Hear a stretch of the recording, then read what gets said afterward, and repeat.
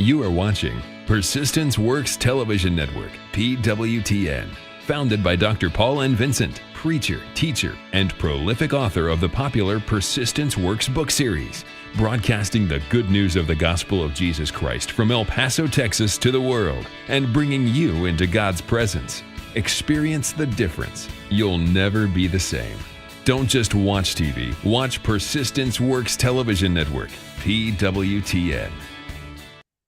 Hello, everybody. God bless you. Hey, this is another bright day, a beautiful day, and I'm so glad coming your way today. You are watching Global Politics Today, and we are focusing on Africa. This is a weekly show that we bring to you on our TV network, Persistent Works TV network platform, where we take time to x-ray different parts of the world, global politics. We focus on cities and nations and states to look at what's happening and to also try to provide solutions and to get to the root of the problems most times, because sometimes we deal with problems from the symptoms of problems, we never get to the root. So the purpose of this broadcast is to try to x-ray the problems, the global politics and issues, and try to see how best to deal with them, especially from a Christian worldview.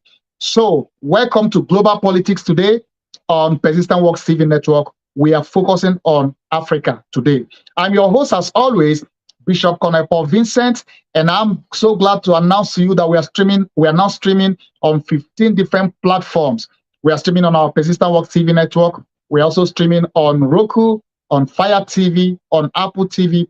We are streaming on our two apps, our Android app, our iPhone app. We are streaming on our website, persistentworks.tv. We are also streaming on all the leading social media platforms, from YouTube to Twitter, to LinkedIn, to Facebook, our two Facebook pages. So wherever you're watching us from, I welcome you today, and I want to invite you, hey, share this broadcast. Listen, we have information that is going to revolutionize your thinking and going to help you to see better and clearer, especially as relates to global politics, relating to Africa.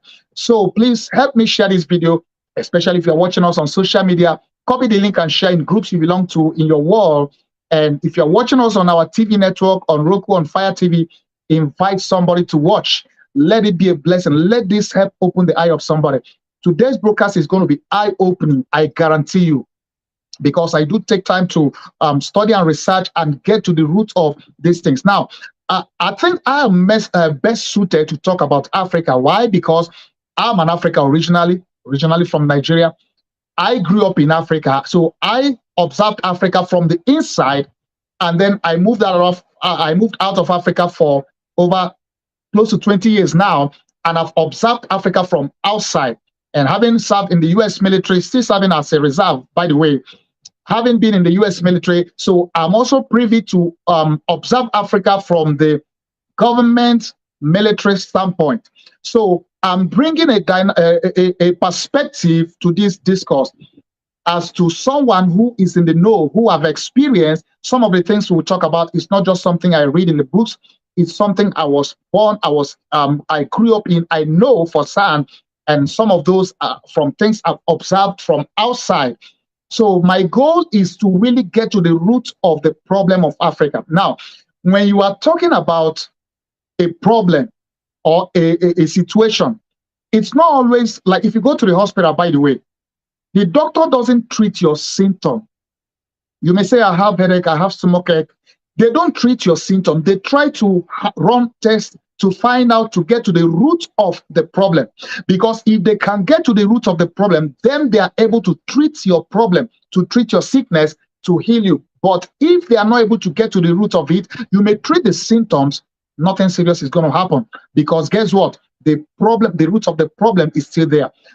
Sometimes I believe and I think the problem in Africa and in many other nations around the world is that we fail to address the root of the problem, to tackle the problems from the root, and we are treating the symptoms. So what we are going to do today is that we are going to try to get to the root of the problem in Africa. As you all know, there have been recent coups all across Africa in the past 2 years, about 6 of them. There have been a coup in Guinea, in Burkina Faso, in Mali, in Niger, recently in Gabon. The last time we did a global focus on, we did a focus on Niger, which was an eye-opening one. But you see, I was going to do a focus on Gabon, which is the latest coup.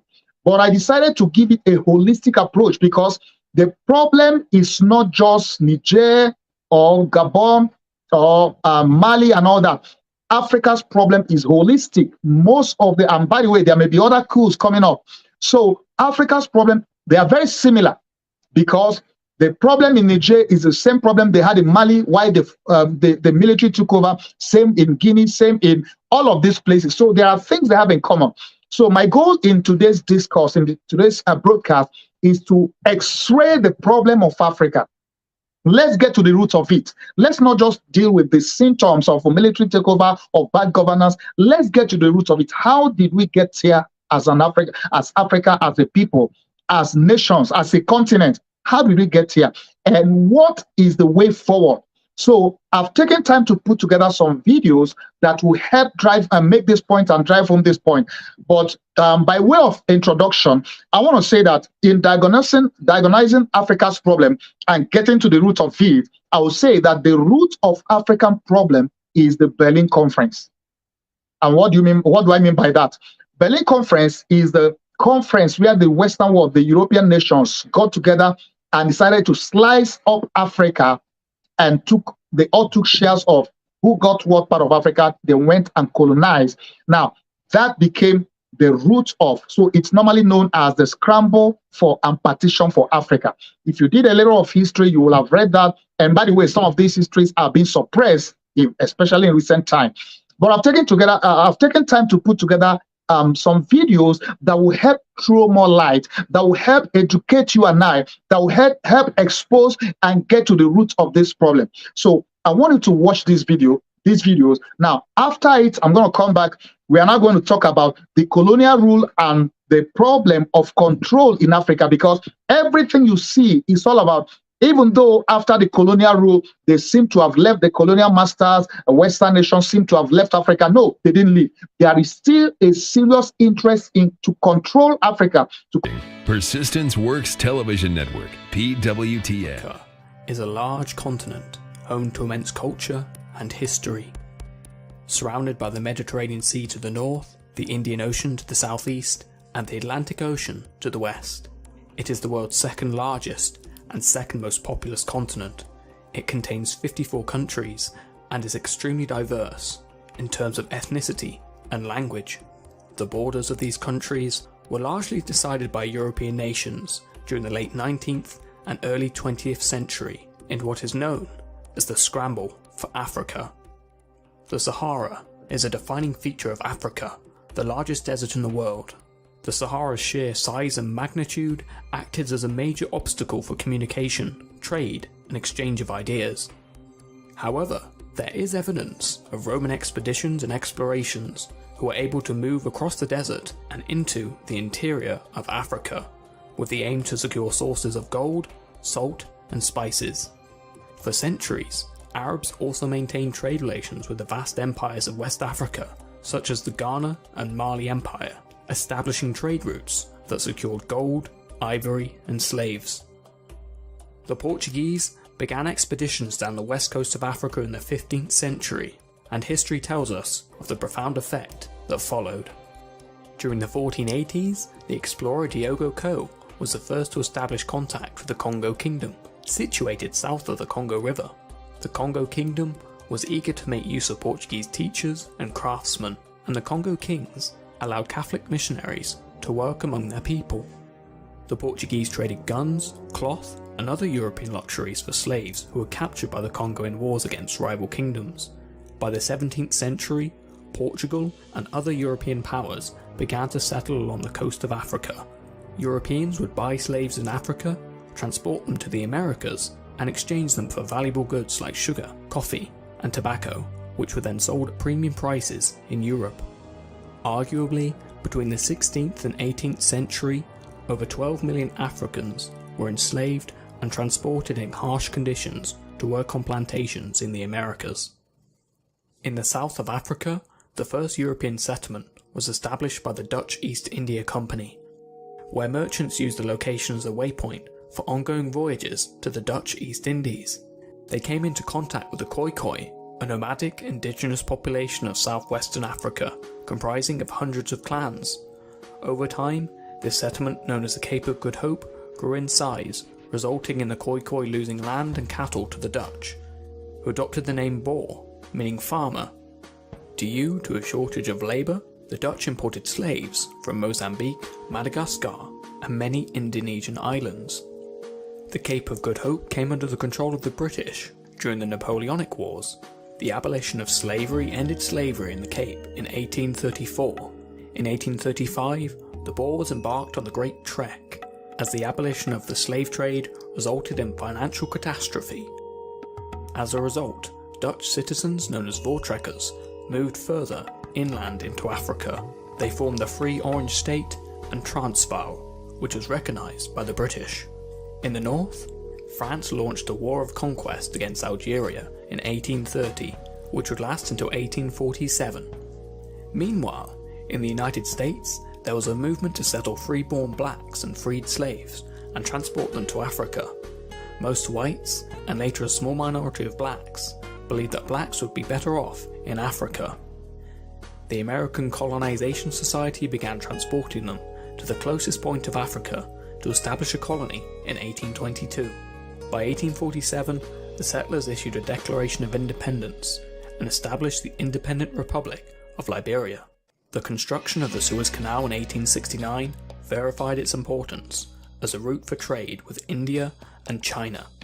And in 1882, Egypt was occupied by British forces during the Anglo-Egyptian War, subsequently revealing the potential riches that Africa offered. There were several European explorers who explored the continent. Perhaps one of the most famous was David Livingstone, a Scottish missionary who attempted to convert the natives he encountered to Christianity and strove to find the source of the Nile. Henry Moult Stanley was famous for his exploration of Central Africa. He worked for King Leopold II of Belgium and helped map out the Congo region. So why were there no major explorations into the interior of Africa before this? Well, there were limited seaworthy rivers, tropical diseases, hostile natives, and weapons were not as advanced as they were in the 19th century.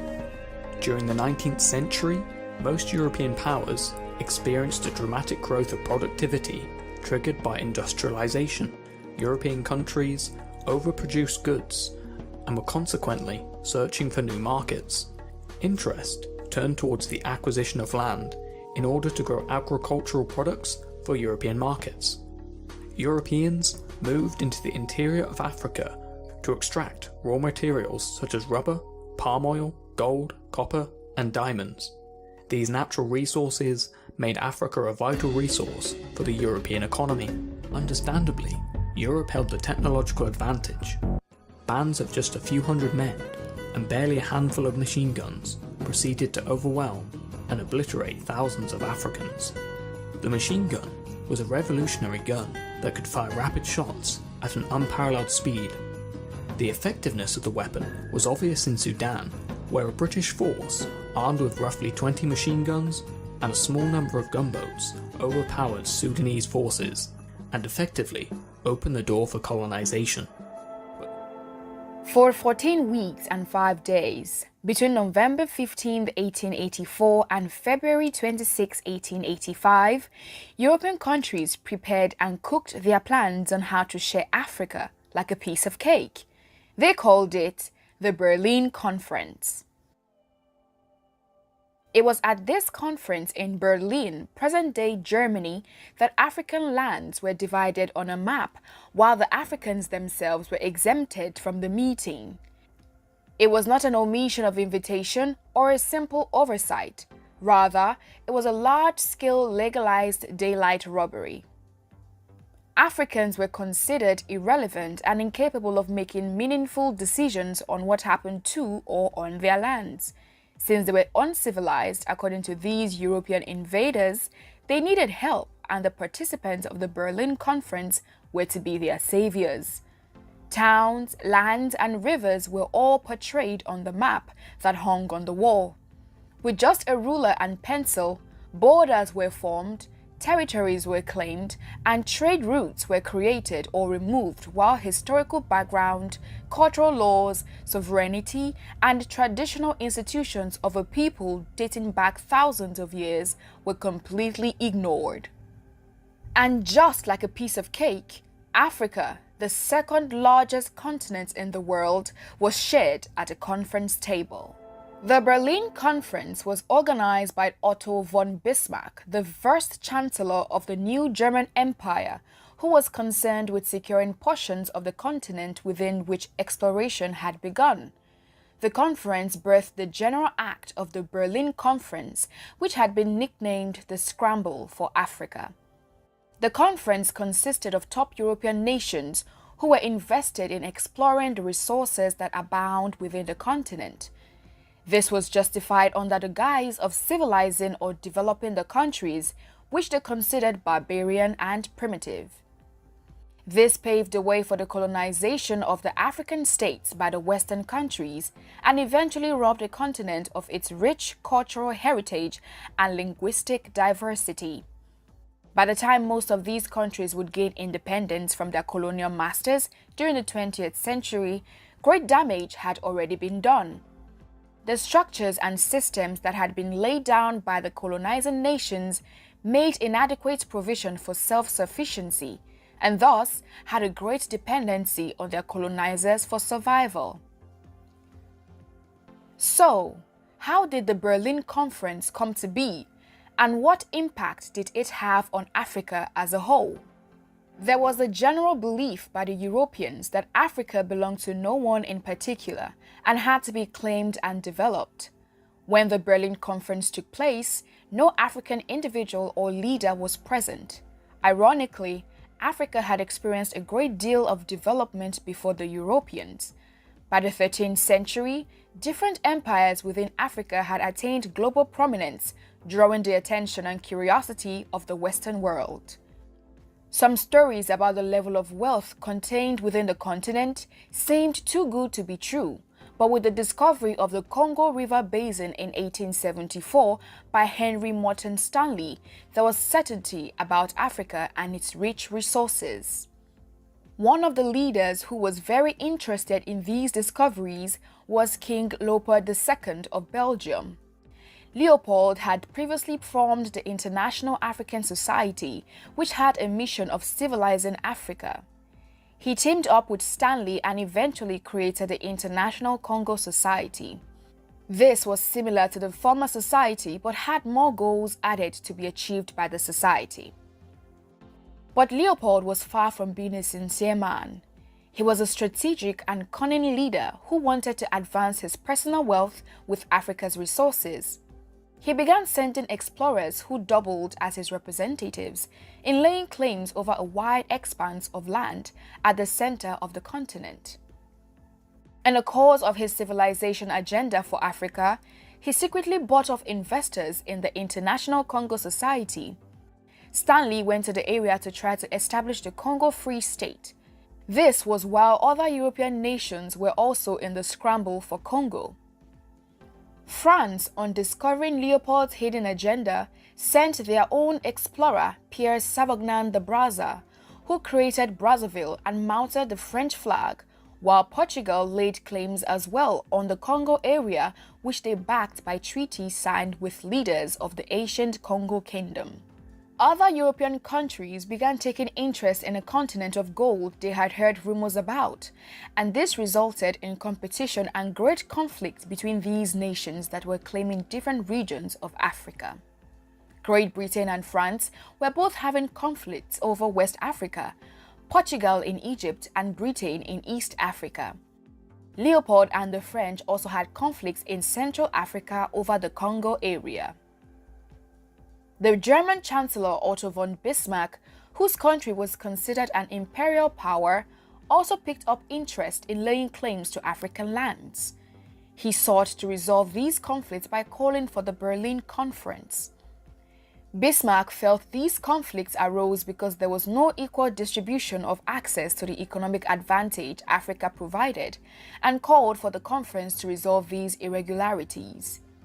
This proves that the purpose of the Berlin Conference was largely economical and not for developing the African states.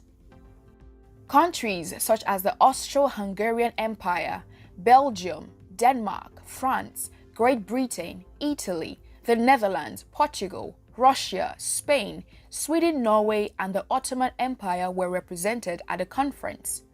The conference began on November 15, 1884, and went on for 14 weeks and 5 days, ending on February 26 of 1885. In the Berlin Conference, territories claimed by European countries were to be legalized, formalized, and then drawn on the map to avoid further conflict. Trade routes were also agreed upon amidst colonies, and a framework for colonizing territories was created. Explorers were to be sent out to explore the African lands. Then, they would proceed to offer protection to the indigenous people of that land by signing treaties with them.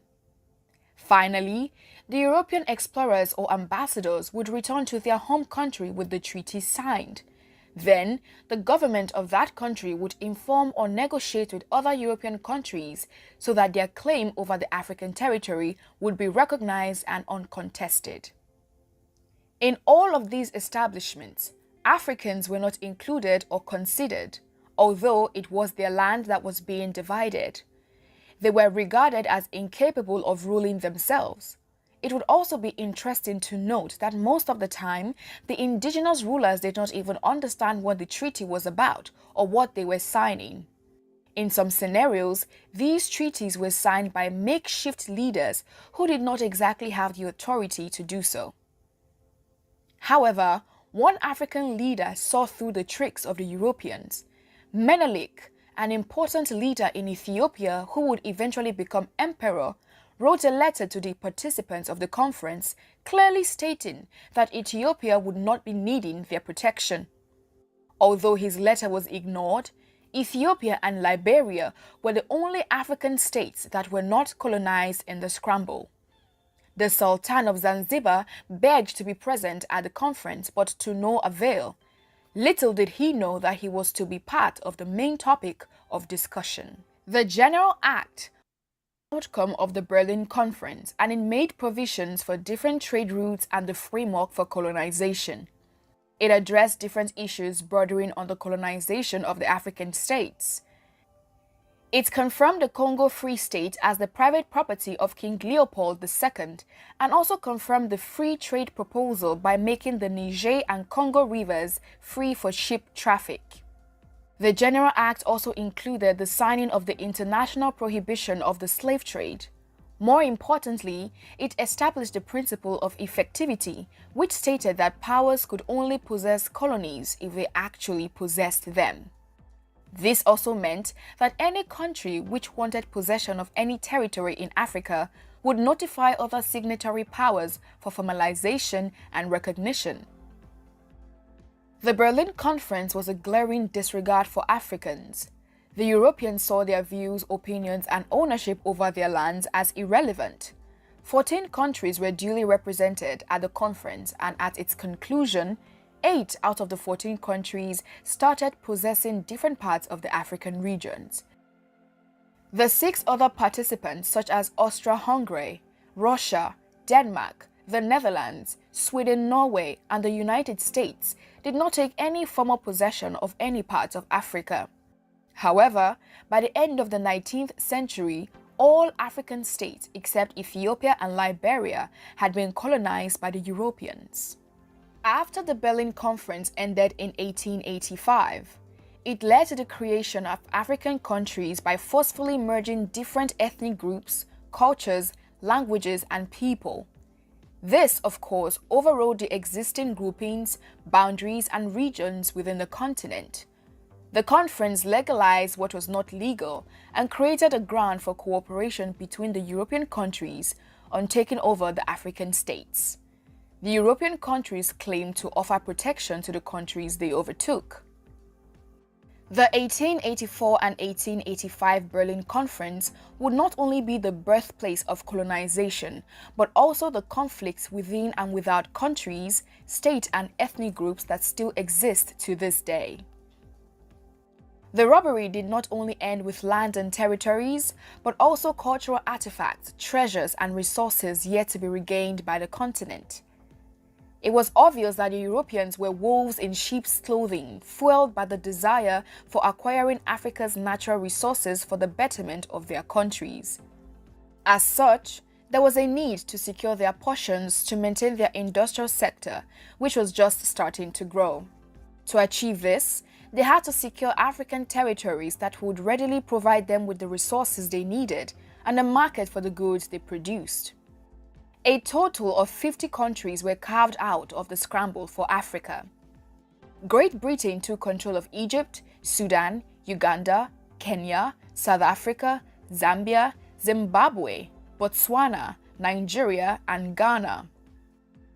France took a better part of Western Africa, from Mauritania to Chad, and also Gabon and the Republic of Congo. Belgium and King Leopold II controlled the Democratic Republic of Congo, while Portugal took Mozambique in the east and Angola in the west. Italy got hold of Somalia, then known as Italian Somaliland, and a portion of Ethiopia later on. Germany took Cameroon, Namibia, and Tanzania, while Spain got the smallest territory, which was Equatorial Guinea, the only Spanish-speaking country in Africa. The Berlin Conference, which lasted for over 3 months, still evaded serious problems and questions that were left unanswered. Many of the representatives had not stepped foot on African soil and somehow assumed they could understand and manage the complexities of the African states. The sovereignty of the African states was not recognized, yet treaties were needed to be signed to legalize the relationship between both parties. This in itself was contradictory to the claims of the European states. Although the General Act seemed to prohibit the slave trade, it is on record that over 10 million Africans in the Congo area died under Leopold's leadership due to starvation, diseases, and war. The act was used to gain approval and legitimacy in the public eye by the European countries, but did not in any way alleviate the sufferings and conditions of the locals under their colonial masters. The locals were brutalized and used to further his selfish interest. The concept of free trade was unrealistic, as many of the colonizing countries would not readily allow free trade within countries they had invested heavily in colonizing. For instance, the Congo was operated as a monopoly under Leopold's rule. The conference, which tried to curb the scramble for Africa, further enhanced it. It was presented as a means of creating a platform for peaceful claiming of African states by European states, but it also had its hidden agenda. Germany and Britain were interested in Africa to promote their ambitions and retain their position as the #1 global power over the others, and not for peaceful colonization as assumed. The Berlin Conference held entirely different consequences for the continent involved. For Europe, it was just a failed enterprise, while in Africa, it created long-lasting damage that is still visible to this day. Some of the damages done by colonization have been said to be too large to be repaired. Even after gaining independence, most of these colonized African countries are still ill-equipped to be well run by themselves. Greed and corruption are the order of the day, and conflict still exists within the African borders. Some African diplomats have called for redrawing the African map and redefining the boundaries laid by the colonial masters. But there are also fears that this might aggravate an already politically tense climate. These fears have created another group of the opinion that the colonial boundaries be respected. Nevertheless, this does not suffice for the damages that run deeper in the cracks within the continent.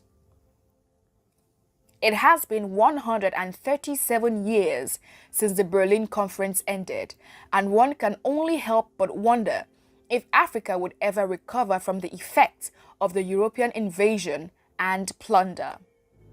Great Britain dominated the African continent with the control of Egypt, South Africa, Nigeria, and the Gold Coast.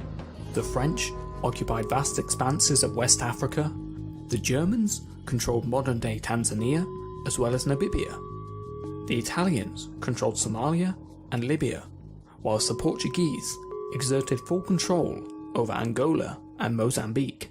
By 1914, 90% of Africa had been divided between 7 European countries, with only Ethiopia and the African-American state of Liberia remaining independent nations. So that partitioning of Africa back in 1884 and those partitionings remain in place today is responsible for a lot of what has happened in Africa. Our inability to grow our economies, our inability to travel from one country to the other. You look at tourism. If you need to go to Africa and visit 3 different countries, you got to send your passport to DC 3 different times. And each time your passport comes back, you got to send it again to another country, 2, 3, 4 weeks before you get your passport back. And then you got to send it back to Washington. At times, those embassies are on the same street. You could have walked from one embassy to the other, but you can't do it. And by the time you get your passport back with the 3rd visa, the visa for the first country is expired. Who needs to go through all that? So you say, forget it, I'm not going to Africa, I'm going to Europe. At every level, what we see happening today in Africa that affects economic development is directly related to what was done in 1884. You try to go from one part of Africa to the other. It's easier to fly into Europe and then come back down. Why? A lot of the airspaces were closed. All of it, thanks to... Hey friends, welcome back. Hey, you are watching Global Politics. We are focusing on Africa. This is Persistent Works TV Network. You are watching, we are streaming on Roku, on Fire TV, on Apple TV, on our 2 apps, our Android app, our iPhone app. We are streaming on our website, persistentworks.tv. We're also streaming on all the leading social media platforms, YouTube, Facebook, Twitter, LinkedIn, what have you. And I'm your host, as always, Bishop Konepo Vincent. We are getting to the root. We are trying to x-ray the problem of Africa and trying to get to the root of it, because it does no good to treat a problem with sickness by just treating the symptoms. So in trying to x-ray what exactly is wrong with Africa, the problem, the root of it is what we have just seen in this video. So Africa was partitioned at the Berlin Conference. They scrambled and petitioned for Africa. That is the root of the problem. Everything happening in Africa today dates back and roots back to that. Let me give you an instance. Nigeria, for instance, different sects of the nation of Nigeria have been trying to separate the ones called the Biafra nation, the Southeast Igbo-speaking part, because they don't feel they belong. They don't feel they are part of the African nation, the Nigerian nation, because of all that has been happening. And for real, these are strange bedmates that the colonial masters, the British colonial masters, brought together, put together, and tried to make to, remain one. They were never one. From time immemorial, they were kingdoms, empires. They had their own cultures, identities, and all that. So in recent years, when they now saw that, you know what, we are not doing this no more. We want to go our own way, and then there is always going to be a fight. So you see that many wars that was fought between 1967 to 1970, there was a Nigerian civil war that was fought mainly because the Biafran nation wants to go their way, and the Nigerian nation says, hey, you know what, you are not going nowhere. Initially, they accepted, but British government talked them into, hey, don't let them go, because that is where the oil resources of the nation is mainly situated. So they fought a war for 3.5 years. Over 3 million were killed, mainly Igbos, Southeast Nigeria were killed in that civil war. Go to Liberia, go to Liberia is a bit more different, and go to even Gabon. Most of all the nations that you see either fighting war or having political turmoil of coup and all that, the root of it is what happened at the Berlin Conference when Africa was partitioned, bringing strange bedmates, redrawing the map and all that. Now, that is by the way. So after the colonial masters had Africa in their pocket, so to speak, in Nigeria, for instance, the Britain ruled for 90 straight years before independence was granted in 1960. So within the time frame of 1960-63, many of them, of course, gained independence, because then there was more pressure, and they have now got to know that, hey, you know what, we are no more interested. Thank you for your service. You've got to go. And eventually they let them go, and they gave them independence. But listen, the problem still remains this Berlin Conference and the scramble for partition of Africa, because even though independence was given, it wasn't all. They still wanted to control Africa even in post-independence, which was why in French colonial masters, they had what they call the Pact for Continuation of Colonization. And that secret deal pact that they signed, I'm sure those guys, the African nations, Francophone, French-speaking African nation, I'm sure those founding fathers, I'm sure they have no idea what exactly they signed. And this was a pact that made it impossible for them to have a living, for them to really have independence, because France was not going to control their economy. They were going to deposit 85% of their resources with France. And by the way, they still control their resources and everything. So we did more story on that a few weeks ago when we did the story on Niger. But the point is that exploitation of the African resource and the control, even after independence, was still a key issue. So these European nations didn't want to let go completely. And that was how, even though the nations gained independence, they were still pulling the strings, so to speak. And you now have a situation where if a leader, an African leader, allows them to have their way by exploiting the resources and what have you, and bringing over their corrupt money and banking it in those Western nations, which is all public knowledge, as long as you play ball with them, they let you be. But anytime any African nation or leader wants to do the right thing, wants to do what's right for its people, you see that they plot against them. There are coups, there are assassinations, and all of that. The goal is to keep them under control. The whole game, the whole problem is in Africa still remains the control. The colonial master still wants to control Africa. You have it in the Francophone countries, you have it in the Britain, in the Anglophone countries, which are the countries Britain colonized, even though it's more or it's worse within the Francophone speaking countries, which is why in recent years, it's like they've just woken up. There is now more awareness, more education, and some of these guys say, you know what, we are not doing this no more. Let me give you another instance. Uranium, which Niger produces, it's been said that France's energy is powered by 30 or 40% of Niger's uranium. That means that every three or five or so households in France is powered by uranium from Niger. Now, at the end of the day, they are literally milking them. Over these years, even though they've had independence, Niger sells uranium sells for over 200 euros at the world market. Paris pays Niger 80 cents, either 80 or 82 cents, which is less than, how do you, that is even immoral. So it's as if you kind of like take it for free, you go sell it, you make the money. And by the way, 500 billion leaves Africa, Francophone Africa especially, every year into France's economy. They invest that money, they use it, and then they kind of come back to oh, we are giving you aid. Now, these are things that many of these nations, especially on the military side, got fed up with. Their eyes got open and they say, you know what, we're not doing this no more. And eventually that was why they kicked France out of Mali, kicked them out of Burkina Faso, and kicked them out of Guinea. These places that had recent coup, which is what exactly they are trying to do. Now, look at what's happening in Niger. That gives you the mindset of some of these nations. They still feel they have that control. Do you know that 14 of those Francophone nations still uses CFA, which is France's own currency, which it prints for them? They don't even have their own central bank. So you see the control is so massive. So now Niger stands up to them, even though it's the military, and they kind of like, you gotta go. And France is like, we are not leaving. You can see that same mindset of the colonial rule, colonial masters, we own you, we control you, you can't tell us what to do.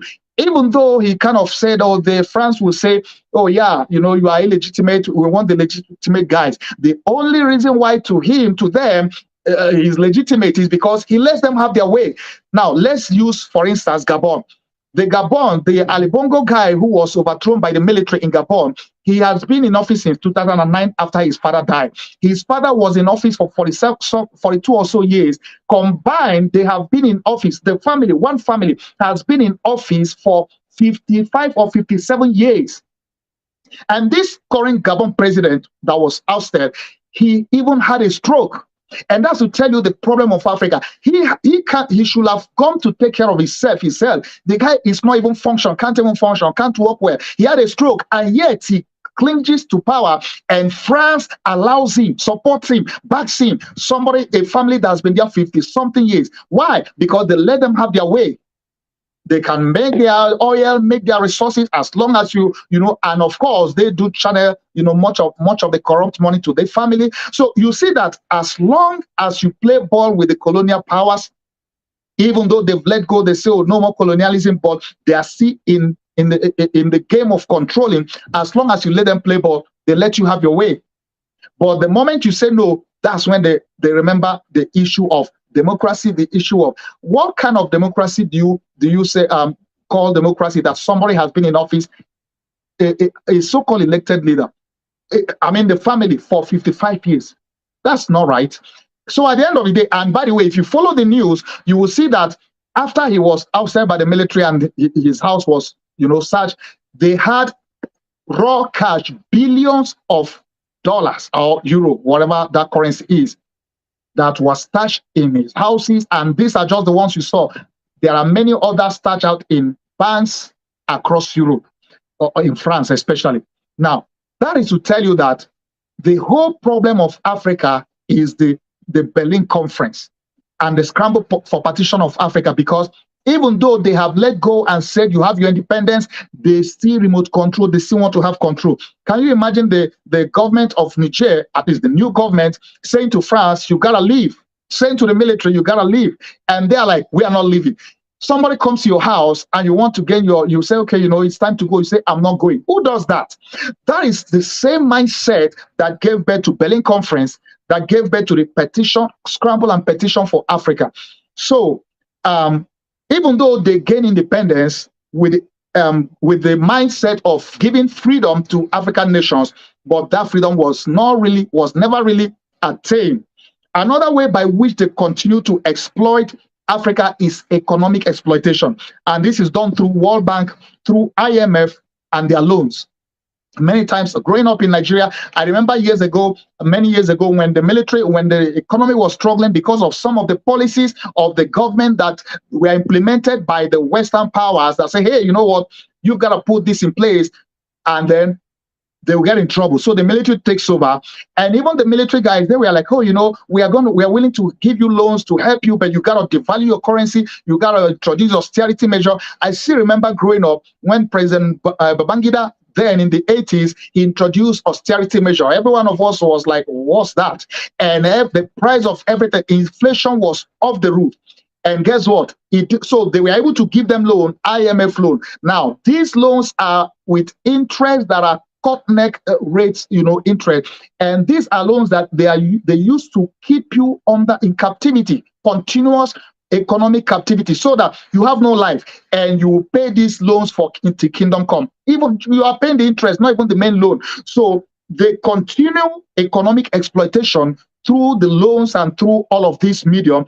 And of course, it's not only Africa. There are many other developing countries that have the same problem, which is why BRICS. I did a case study in our last edition on BRICS. If you missed that, go watch my the broadcast on the BRICS, which is what gave birth or is giving birth to that. So at the end of the day, you see control through economic, you see control through the resources, in fact, control through political control.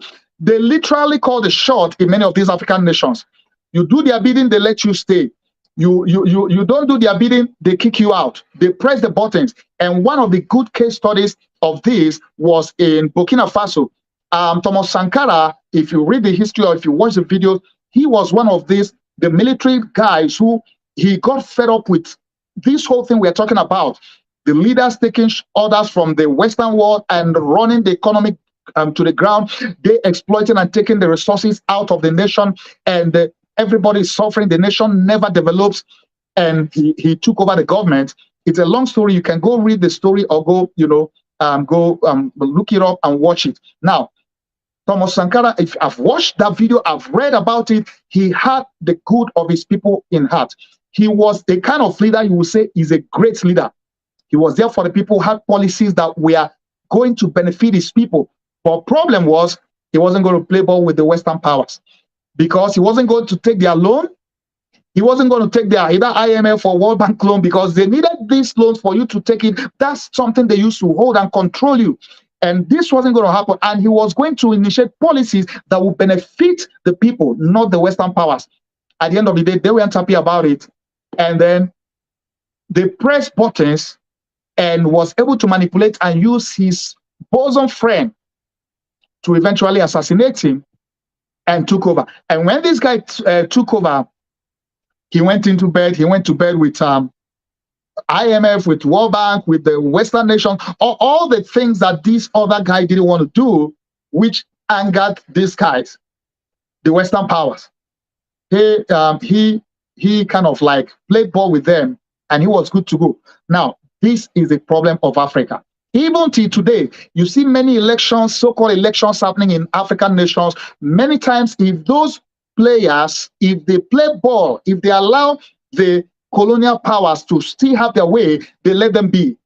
Whenever it's not happening their way, then that's when you all of a sudden hear, the issue of democracy. So the problem is they get involved in change of governments when it doesn't favor them, even if they have to sponsor coup, assassinations and all that.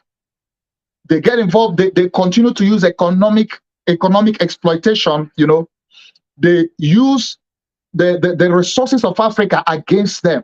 They exploit it, they take it, and they give them like peanuts. Now, this is the situation, and that is the root of Africa's problem. Now, the other problem Africa has, which brings me to, what I want to remember, I'm an observer, I'm an insider as an African who have lived and grown in Africa, and now outside of Africa, I've taken time to observe, to study, to research, to look at this. Why is Africa's problem? What is our problem with the leaders, with the people, and all that? And I've come up with 7 things that I would say are the obstacles to Africa's growth. I took time to do a research and to discover from my personal experience in my original nation, Africa and Nigeria, and other African nations. I mean, it's the same. Wherever nation you go to is the same. So, and you can see from the video that we put together, you could see that even the AU ambassador to UN. Now, by the way, that lady was kicked out of the UN when she began to expose these things, and she began to, call out France and all of that. They weren't happy. They pressed the button and she was kicked out. In 2019, it was all over the media. If you followed that story, people were protesting. We are even like writing petition for her to be reinstated. But the reality and the truth is this: Africa has its own problem, of course, and that's one of what some of what I want to highlight now. What are the obstacles to Africa's growth? How can Africa move forward? And from all I have seen and read and listened to, and I'm sure you could glean some of these things from what you've watched from this. The 7 things I want to address as the root of, or the obstacles to African growth. Number 1, the obstacle of free trade across Africa. As you can see in that video, for instance, if you travel to Europe, you are trying to go from Germany to Belgium to France, anywhere. I mean, like, you don't need to have a visa. For instance, you get a visa. Those of us in the US, I have done Europe missions a couple of times. I travel from, France to Germany to, Cyprus to Netherlands. All of those places, you don't need a visa. Of course, being a US citizen, I don't need visa. But for somebody coming from a nation where they need visa, you just get a visa, especially the Schengen visa. Schengen has enlarged to like 29 nations or so. So literally, you get a visa to a nation in Europe, you can travel across the rest of Europe. You don't need no more visa. Africa is supposed to have a free trade, to be able to free travel within Africa, so that they can be able to travel across. So free trade, free travel across Africa. These are two key components, because remember that Africa was more united, even though they were different kingdoms, empires, but they did have trade. They did have a lot of things in common before the artificial separation and boundary, demarcations. So the one of the problems that Africa has to overcome to really move forward and to grow is the obstacle of free travel within Africa.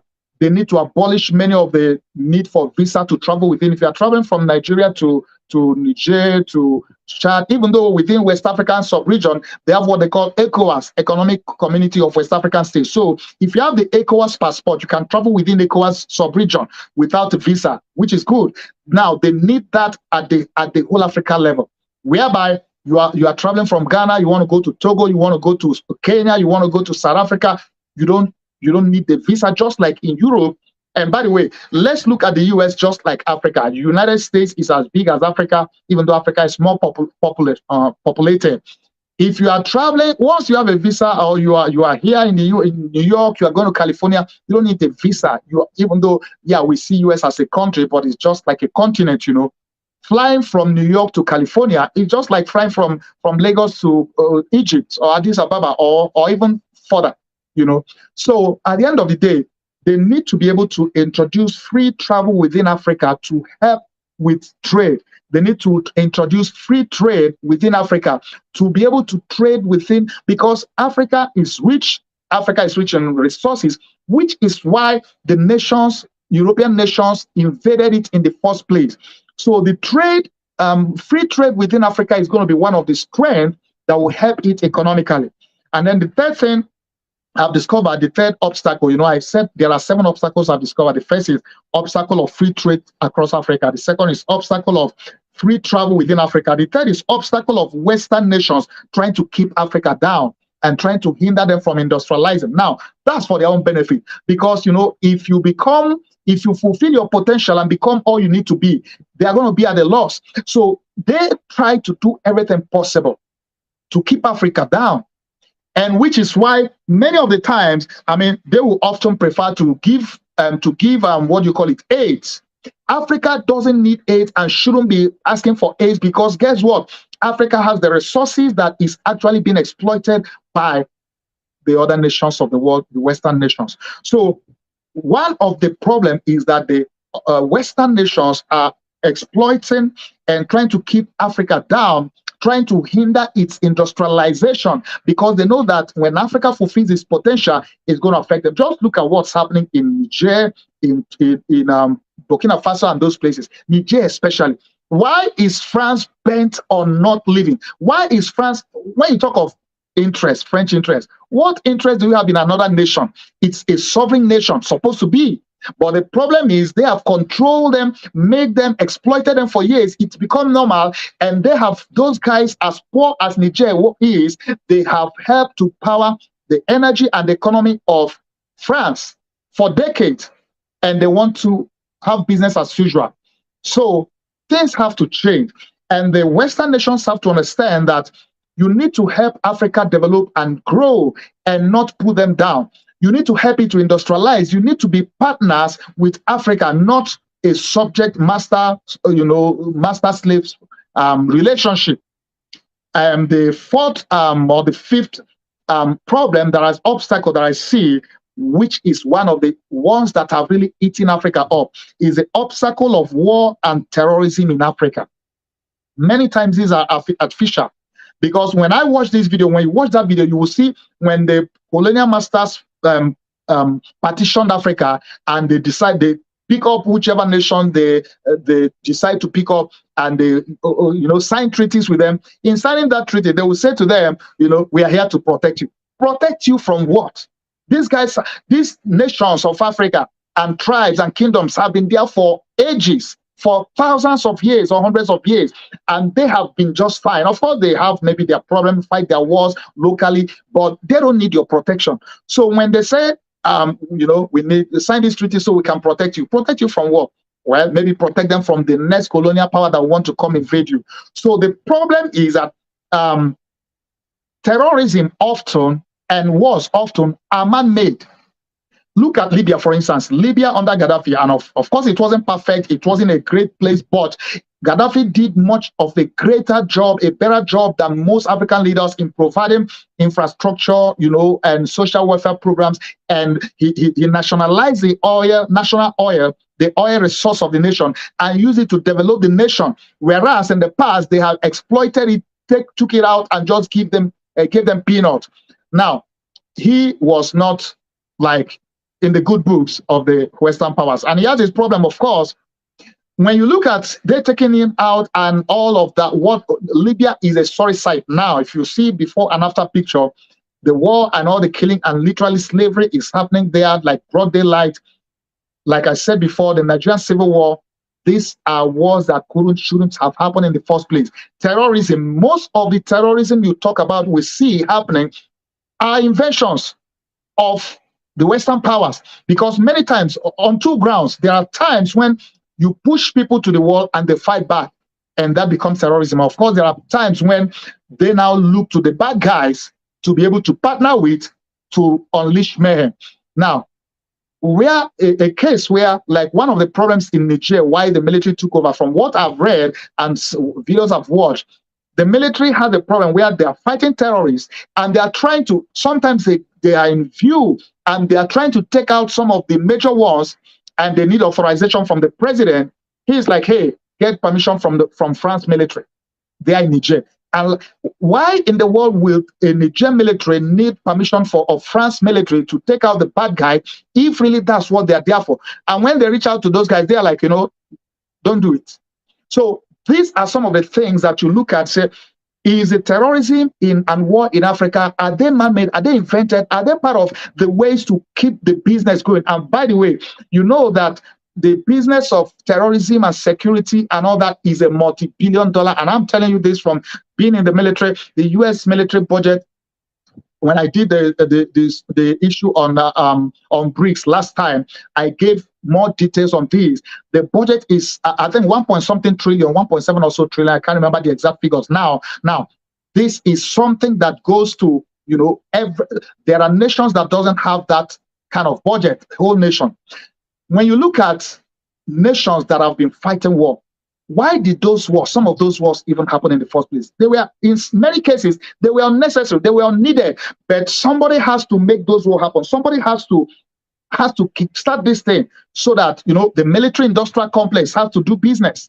The military-industrial complex has to sell their weapons, they have to do business, they have to make profit. So many times, these wars are not necessary, but they are invented, so that some people can be in power, can remain, in power. In Nigeria, for instance, the security budget, for instance, of most state governors, the state government, they have a security vote, they have a security budget which is unaccounted for. This, like, say, like $1 billion or thereabout, that is for security. And when it comes to security, that's the kind of money that any government will approve, because, hey, who wants to be bombed or killed or so?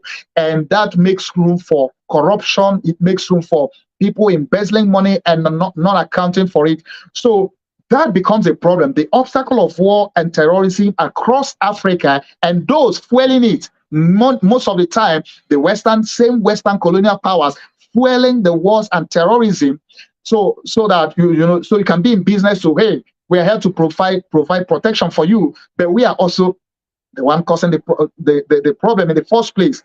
You can't be the problem and be the solution at the same time. So that is one of the problems I've seen in African usually. And by the way, you also know, if you have followed the case with Niger, you also know that they are pushing the Western powers, the France, and I don't know how much US is involved, and I hope US stays away from this with France. But you know that France is actually lobbying ECOWAS to go into war, to go fight Niger. And we already know how these things happen. When Liberia war happened and other wars, you know that apart from the human capital, loss of lives, it takes decades to rebuild. And war, you demolish and destroy and destroy everything. So it's easy to push people into war, but the consequence that many times these powers they don't care. All they want is whatever their interest, they want to protect is. And I did a video some time ago saying, hey, Nigeria or ECOWAS, you better not get into this war, because it's not going to be funny, because in this case, as you know, if you follow this whole case, Russia himself is also interested and involved. So if there is ever a war between ECOWAS, Nigeria, ECOWAS, and Niger, you are going to see that other world powers will be involved. Of course, Mali, Burkina Faso, Guinea have already said they are going to, fight with. They're going to support Niger. So you are going to see ECOWAS, Economic Community of West African States. You are going to see them divided, a couple of nations, 5, 6, 7 of them versus the rest. And you're going to see France supporting the ECOWAS guys. Maybe US, I hope they don't get involved in that. But Russia supporting the other guys. So you see, it will be a kind of a carryover of Ukraine war, the US NATO war happening in Ukraine, which is more like a proxy war. You will see a carryover of it to Africa, which shouldn't be. But many times that have been the case in the past, which is why Africa should stay away from war and should fight terrorism headlong, because that has been an obstacle to growth in Africa. The sixth, I think this is the sixth, is it fifth or sixth obstacle that I've seen in Africa is the obstacle of lack of infrastructures, power, and roads and industry. Now, this is very common. And the reason why it's so is because, and I'll get to this now, but the leaders, corrupt leaders, they have no interest of their people in mind, and they get into bed with some of these Western powers. And as long as they do their bidding, they let them be. So they corrupt, they steal, they starch out money abroad, the money that should be used to develop, to provide infrastructures. Their people are, dying in hunger, dying in no good roads, no power. Take, for instance, Nigeria. Since 1989-90, I could remember of Nigeria has never had steady power supply. Their biggest problem have been power, and every government administration will come and promise, oh, you're going to have 24/7 power supply. Who will believe that up to now, almost 30 years later, the last time I will remember any memory of Nigeria having light 24/7 is in the 70s, in the late 70s, or growing up, and in the 80s. In the 90s, to the best of my memory that I can remember, Nigeria has not been able to have steady power supply over these years, despite the billions that have been invested in that. Why?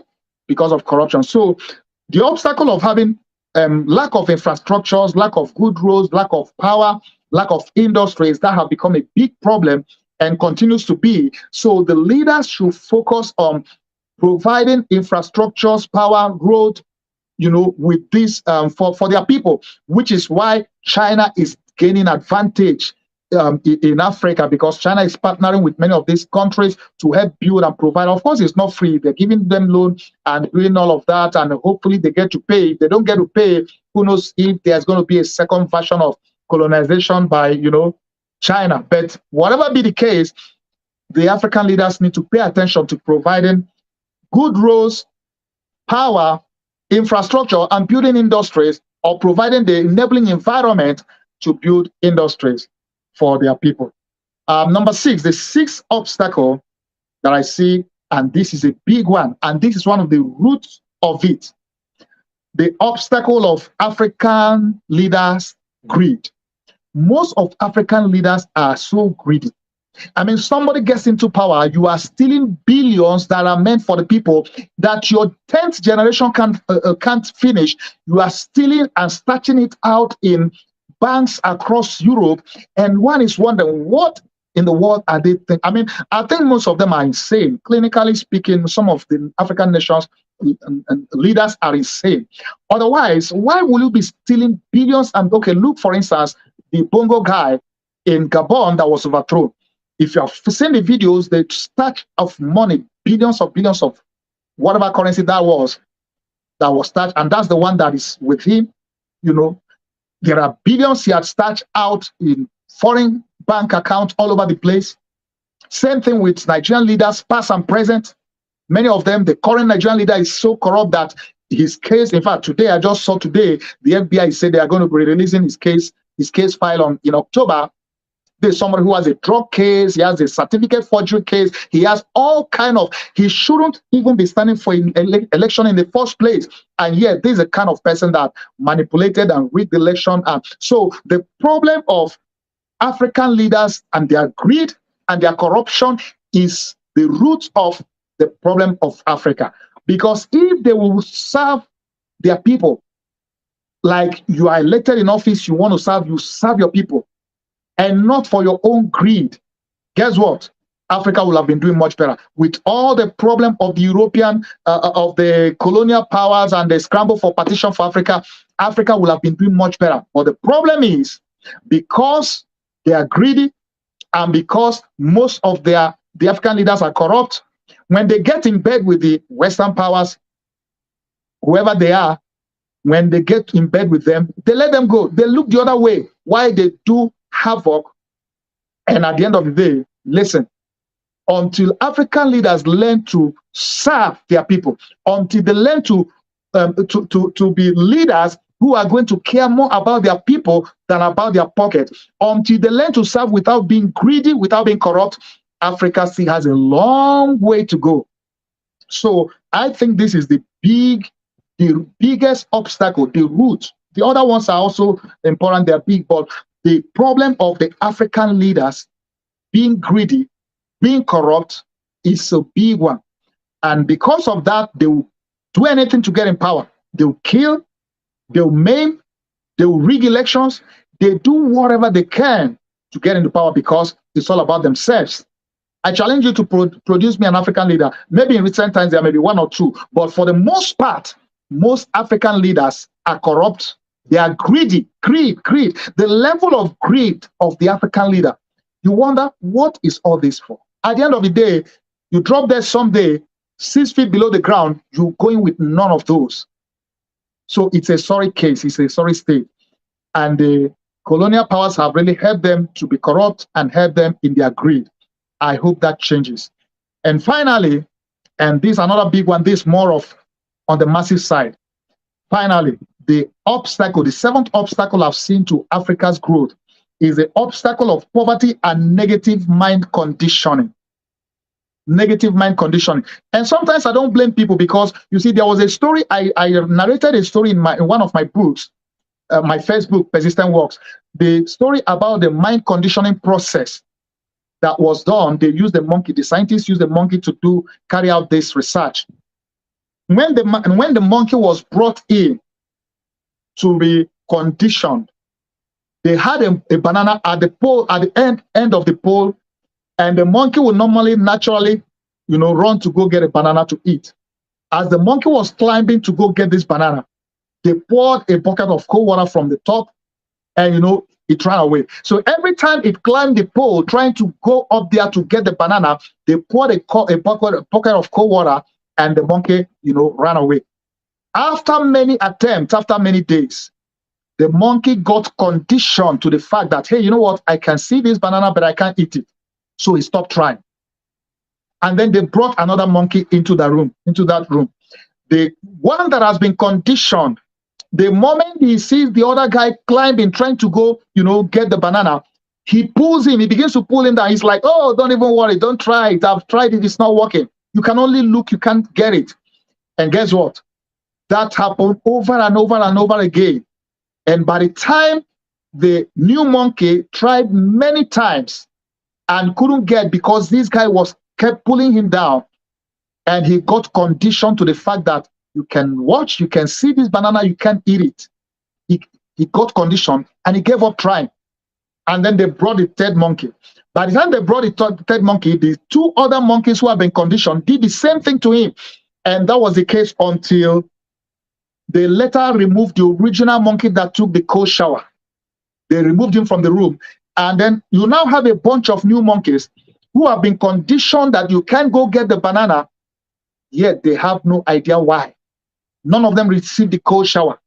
So the problem of conditioning, the devil uses this, by the way, against us as Christians, as believers. He conditions our mind. He makes us believe the wrong thing, and then he just leaves us to use our own strength and energy against ourselves.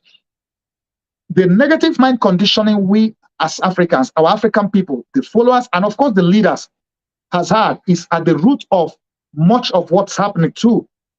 So there needs to be a mind reconditioning for our African people to be able to know that it's not okay to celebrate corruption.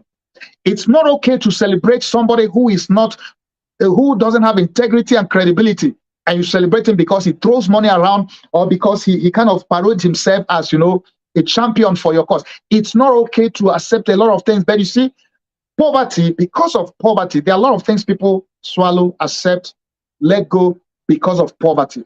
So the obstacle of poverty and negative mind conditioning is a problem. And I think African people, African leaders need to begin to have a mind reconditioning process, so that they can begin to, you know, see things in the right perspective and not believe the lie. And many of those conditioning too, the colonial masters had conditioned them. Hey, you know what? You can't take care of yourself. Oh, you can't rule yourself. You need to come cup in hand. Let's give you, come beg for aid. We need to give you aid. You can't survive without our aid. That's a lie. That is a conditioning, because the African leaders have been conditioned that, hey, you know what? You take power, you go to beg them for loan, beg them for money, beg them for aid. That is not supposed to be the case. Africa is rich in resources. It should be the other way around. Anyway, I hope that this have been able to throw some light and give some insight to you watching. And I don't know where you're watching from. I don't know if you're an African or if you're not. But you see, it's time Africa wake up. It's time African leaders wake up. It's time we we understand and know the root of this problem, as we have shared in this broadcast. And I pray that Africa will once again become a shining example, because it's already blessed. Africa is blessed with people, with resources. But the problem is that it has not harnessed those resources. I pray that Africa will begin to harness its resources, that the powers that has manipulated Africa over the years, I hope that this time around, their powers will expire, that they get to treat Africa with respect and deal with them as partners and work with them for their development, for their, you know, to be partners and not to be subjects that they think should be at their mercy.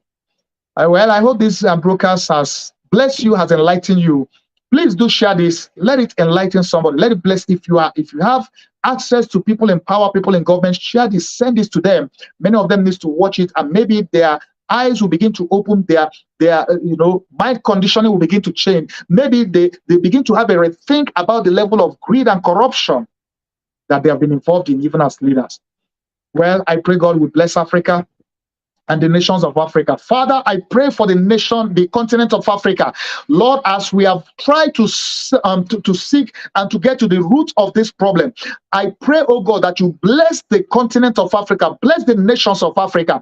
Every satanic, demonic influence, every negative influence that has played key roles in keeping Africa down, we take authority right now in the name of Jesus, and I bind every power from the pit of hell. I bind every satanic negative force. I destroy every power that has held Africa down spiritually. And I ask, oh God, in the name of Jesus, open the eyes of your people. Let the light of your glory shine upon Africa. Let Africa discover its potential and fulfill its potential.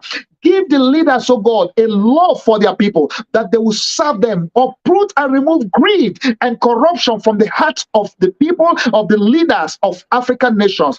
Let there be peace in Africa. Father, I pray, let there be no more bloodshed in Africa. Let there be peace. And may African leaders begin to serve their people and use their resources to be a blessing and to develop and to help the African people. I bless Africa today. I bless African nations, and I bless their leaders. I bless their people, their followers. May there be a turnaround and a rewriting of the history of Africa. And thank you, Father, because the light of your gospel is shining and will shine in and through Africa. And the powers of darkness, wherever they're coming from, whoever's sponsoring them, will come to an end, because your word says in John 1:5, and the light shined in darkness, and the darkness comprehended it not. The end of darkness has come in Africa, and the light of your glory shines in Africa. Thank you, Father, in Jesus' name. Amen. Well, I know you've been blessed. I know you've been enlightened. I know you've been encouraged. I know for some of you, this will be eye-opening. Watch it again if you have to, and send this video to people. Share it across in your wall, in your groups, and let it be a blessing to somebody, because people need to hear this, especially those of African descent. Praise God. Well, once again, I want to thank you for today. So join me next week in another edition as we tackle another topic, another nation in glory. We hope you've been blessed by today's TV broadcast. Join us again for our next TV broadcast. If you have a testimony of how you've been blessed, please let us know. Send us an email at persistenceworkstv@yahoo.com. Please support our TV network with your donation to help us reach the nations with the gospel. You can give through PayPal, Zelle, Cash App, or online at www.persistenceworks.tv. You can make your checks payable to Vincent Paul Ministries International at 11829 Gwen Evans Lane, El Paso, Texas 79936, USA. Attention, pastors and bishops. If you want to air your church or ministry program on Persistence Works TV network, or you want to promote your product or services, contact us today. Send us an email at persistenceworkstv@yahoo.com. Download our Persistence Works TV network app in the App Store or Google Play Store. Also, add us and watch us on Roku, Fire TV, and Apple TV. Read our Persistence Works magazine and enjoy great content. Simply visit the settings page of our Persistence Works TV network app, click on the button to read the electronic edition of the magazine. To order the print ebook or audiobook editions of our Persistence Works book series, visit the settings page of our Persistence Works TV network app. Follow Bishop Colonel Paul Vincent across his social media platforms: Facebook, X, TikTok, Instagram, LinkedIn, YouTube, and Truth Social. For more information about PWTN, visit www.persistenceworks.tv.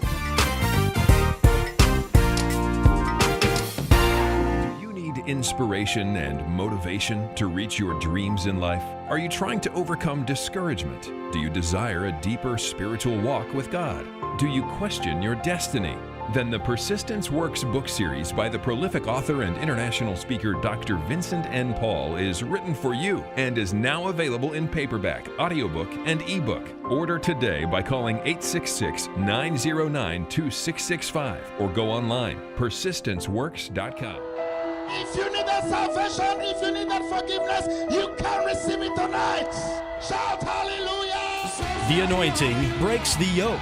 Hear Dr. Paul N. Vincent preach the anointed word of God that changes lives and brings salvation, healing, and deliverance. Invite him to minister in your church, conference, or crusade. Also read his life-changing books in the Persistent Works series. For more information about inviting Dr. Vincent to minister or to order his books, visit VincentPaulMinistriesInternational.com. Dr. Paul N. Vincent, internationally known author and preacher, invites you to his annual Persistence Works Holy Land Tour in October and April. These memorable trips throughout Israel include visiting historical sites in Jerusalem, Nazareth, and Bethlehem, as well as the Sea of Galilee, the Jordan River, and many more. Your travel package includes round-trip airfare from Houston, Texas, and Lagos, Nigeria to Tel Aviv, first-class hotels, 2 meals a day, air-conditioned buses, and Israeli Ministry of Tourism approved English-speaking guides. For more and to register, visit VincentPaulTours.com today.